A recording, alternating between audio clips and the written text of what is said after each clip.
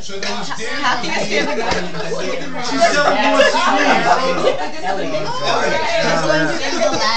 She has notes. Forget it. She's got notes. She was forewarned. So, Is this alphabetically or chronologically? I also went to visit my history teacher, and he asked me to go skinny dipping and spend the night. Of course I said yes. No, I'm kidding. I made a clumsy excuse and got the hell out of there. I don't know what that was. I am standing. Oh, that's not nice. So, you hear everyone saying Abu Ghov, Abu Ghov. This was when we lived in Lewis Storm. I had friends from Andover who lived up in Sylvan, which was up the hill from Amherst. Miles away. And they were actually drinkers. I mean, You don't say. They drank. Not What a coincidence. some of them are now on the wagon. The Irish Kid Healer. But they used to walk by the dorm, and it like when the bars closed, they'd be walking up the hill, and they would wake up the dorm by screaming as they were walking up the hill. And those of us with windows that face the quad heard it the most. People in the dorm really got to know me. Like, who the hell is this Abigail? He was a celebrity in the whole residential area. Let me just add, because he would often come with people who didn't know Danny, and he'd say, okay, yell Abigail, and they'd be like, what name? So they'd be, Azbujon! So it was always Okay, I have to add to that. I have to tell you, when I went to UMass, 4 years was the longest I lived in any one place in my life. You guys are so important to me. Mark, the time you spent with my mother when she was ill. Mark's such a nice guy. How can you not like Mark? I can't tell you what that meant to me. Greg making grape jelly and so many other things. I didn't get this story. That's what the kids are calling it. Mr. Blood along with Danny, and was it Mark? Who else? You, John, and Danny? What's this mean? We're like Blood brothers. We're blood brothers. Yep, we We're are. a mixture of blood. And That was before AIDS. we talked about when we were 50, if you could possibly imagine that we would see each other and we would get together and we would be together as friends. Scary, huh? Oh my gosh, all of you, I can't even begin to tell you. And some of you I didn't know, I was only in the dorm for a year, but you mean so much to me. You're the extended family. Thank you so much. Your turn. All right, Mitch. My turn? Go ahead. Don't mess up. So, the funny thing that comes to my mind, no to be the longest one stories today. Well, we have to save that for the next one. So the funny thing, Your kids aren't here, tell it now. Skinner. so we'll save that for the The grandkids haven't arrived yet, tell it now. Although I tell my kids that I am the creator of the air guitar from the concerts that we put on. They still don't believe me. Copyright issue. Exactly. Hindsight is 2020. Diana played And our shows in the dorm. Copyright. No, my funny thing. Give him a table. So there are numerous good memories. Most of them really good and funny. But the one that's funny to me. So. That'd be funny. Well, but like, you know, there are a lot. So the one that's actually funny that just came to mind recently was there were a bunch of us in our. So I tried to tell my son, you know, business before pleasure. But so I remember like one night there were a few of us in our room, and I know Ed was there, Juan was there. I'm almost positive Greg was there. I can't remember if you were there or not. Scarecrows. So we were doing a bunch of things in the room that we usually do, and somebody was playing Pink Floyd in the room. really loud, really loud. Turned up the bass really loud. So I'll never forget the time when Carol Livingston, who lived at the clear opposite end of the floor, came in and was like banging on the door, fist first, like banging. Turn it down. I want to complain to the RA, and we said he's right here. Have at it. And that was when Ed was our. Ed was like, okay. Turn it down. But it was fun. So my story. Yeah, that worked out. Start early, and then as each year goes on, I'll tell you when as we go along.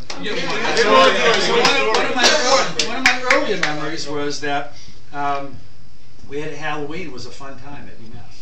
Oh, it certainly was. And we like to get into it very much.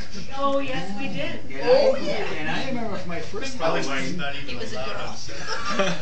And it was a fun time because Danny would invite the Andover boys up to the school, and I would invite the Lynn boys up to school. We had a lot of fun doing it. But the first Halloween, I just didn't know what to do for a costume. I was kind of confused.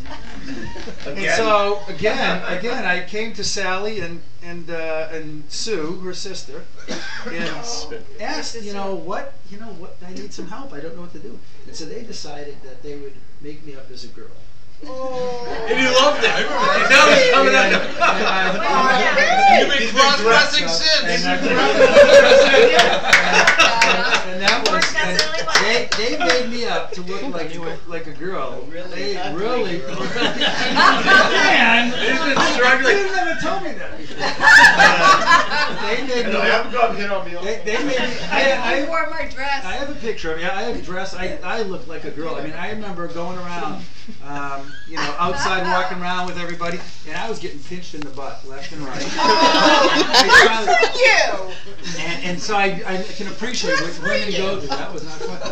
And I remember one of the last guys who pitched me, grabbed me, he said something to me about baby. And I told him, he says, look buddy, I says, I'm not your type. And his jaw dropped. I didn't know what was going on, but that was a pretty neat costume. And I still have a picture. We have that picture, don't we? I still have a picture of that. I was a picture. I remember having a picture of that. Yeah, I have a picture of myself.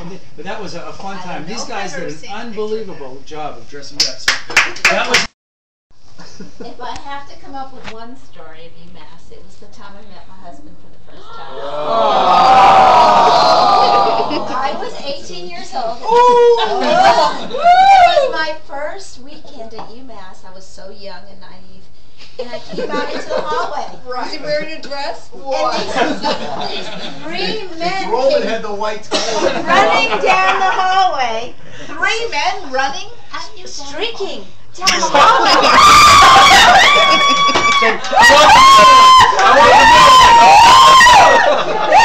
I really didn't know that many people.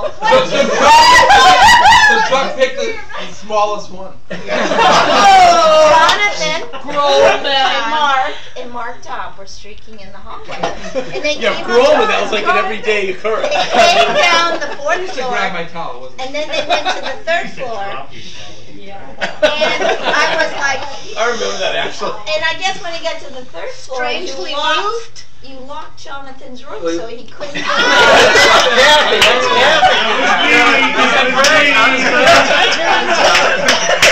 But he was like, oh well. And then all the girls came out and saw Jonathan.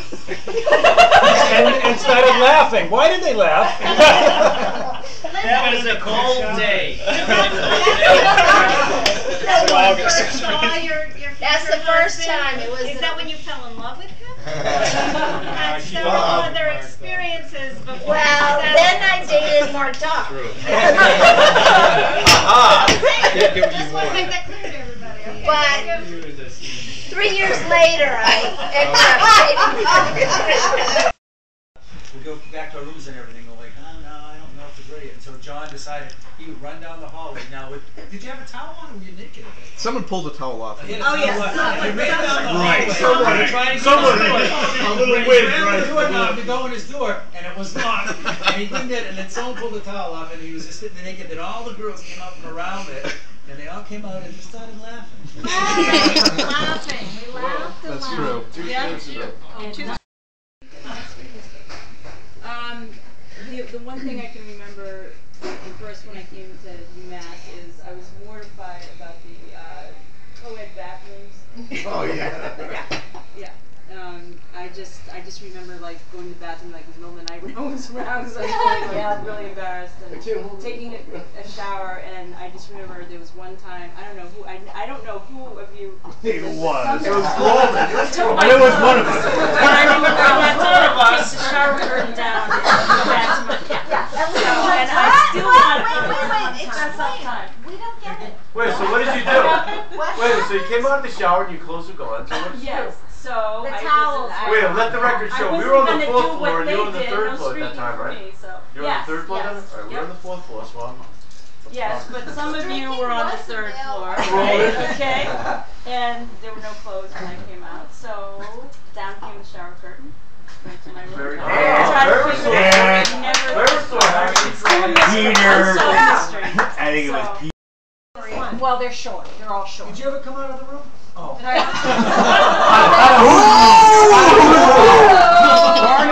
involved in one of those stories. Wait a minute, who here met Louis? Who here met Louis? Wasn't he like the first? Louis. I met Louis. Yes, you were the first person that I met. Mitchell Key Let the was record first show. person. Did he ask you out? Did he ask you No, out? actually my roommate, Donna. Everybody wanted to go out with Donna. But I remember I was moving into room 415 and I see room 413 lounge.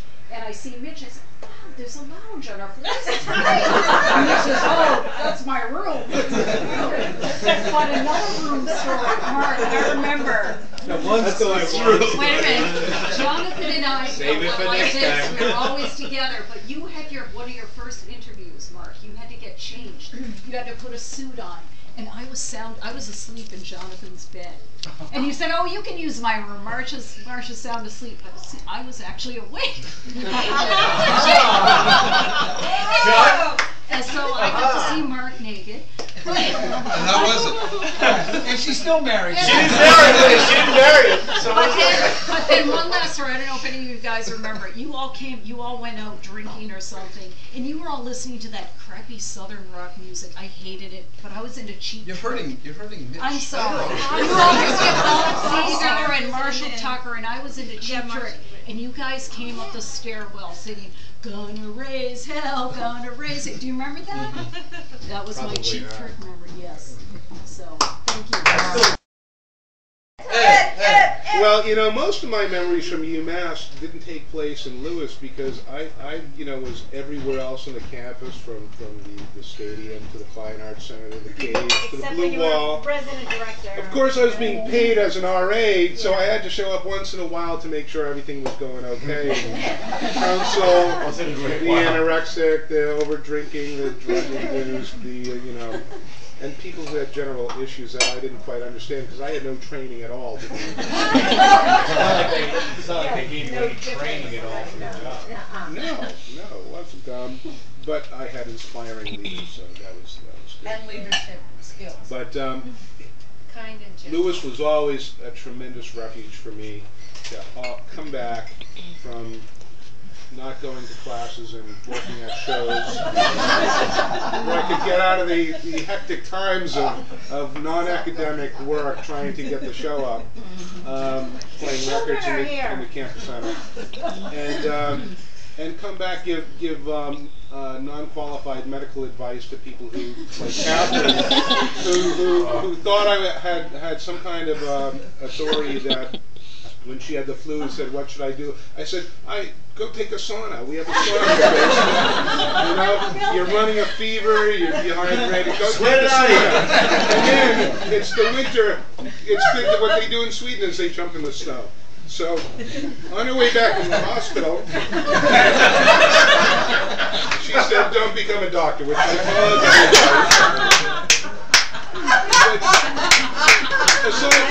aside from giving good freshman guidance that they had no place to complain because I was in Mitch's room listening to Southern rock and doing fun things, advocating for Western lifestyles.